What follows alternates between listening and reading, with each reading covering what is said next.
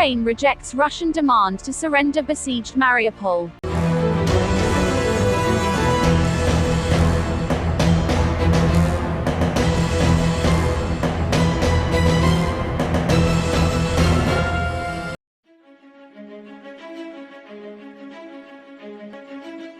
Ukraine says there can be no question of laying down arms after Russia offers safe passage in exchange for surrender.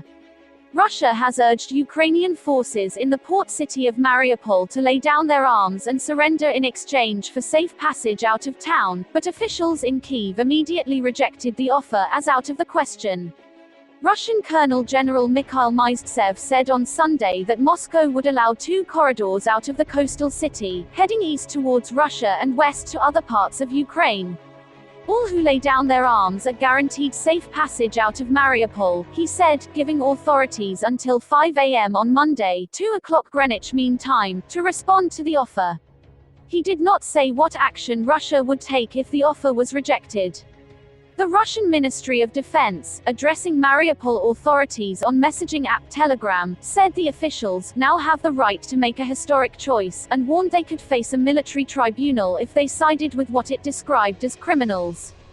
In this video grab from handout footage taken and released by the National Police of Ukraine on March 9, 2022, people are helped out of a damaged building of a children's hospital following a Russian air raid in Mariupol, Ukraine, National Police of Ukraine (AFP), but Ukrainian Deputy Prime Minister Irina Vereshchuk rejected the demand.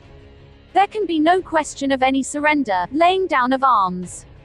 We have already informed the Russian side about this, she told the news outlet Ukrainska Pravda.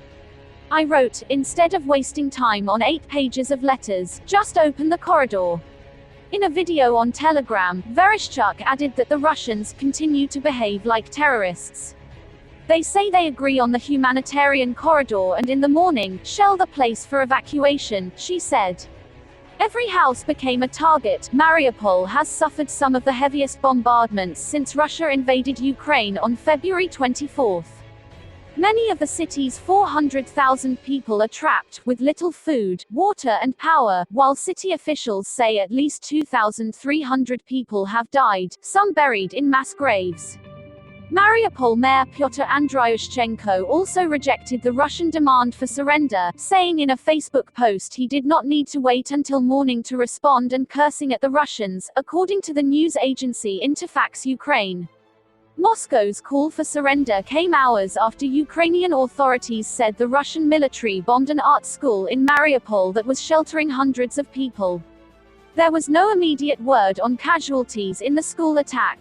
Speaking in a video address, Ukraine's President Volodymyr Zelensky said that about 400 civilians were taking shelter at the art school in the besieged Azovstal port city when it was struck by a Russian bomb.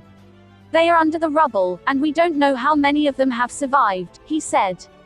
But we know that we will certainly shoot down the pilot who dropped that bomb, like about 100 other such mass murderers whom we already have downed.